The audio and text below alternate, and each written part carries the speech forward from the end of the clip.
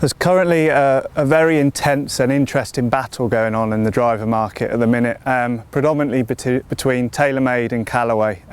Some would say TaylorMade have kind of had it their own way over the last 3 or 4 years, and there's no doubting that Callaway have stepped up their game a notch in the search for a return to their success from around 5 or 6 years ago. That's resulted in a lot of drivers being launched, including the brand new FT Optiforce driver. We've been testing this out at Stoke Park today. Brand new model, and as with a number of launches this year, the big focus is on increased distance. Callaway say they've done this by improving the aerodynamics of the head, and also by offering some stock shaft options which they consider to work really well with this head. This version here, the FT Optiforce 440, is the smaller head of the two, and there's two available. If you buy the clubs with more loft on them, you actually get a 460 version.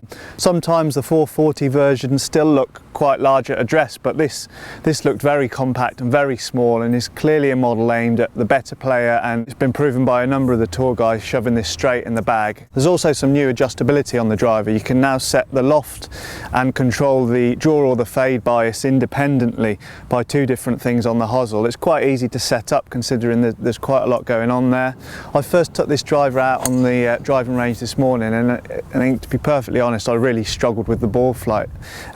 Slightly concerned about it, but what I did was I had a tweak, changed the loft, actually went up 2 degrees, and immediately it looked like a different golf club in terms of the ball flight I was producing.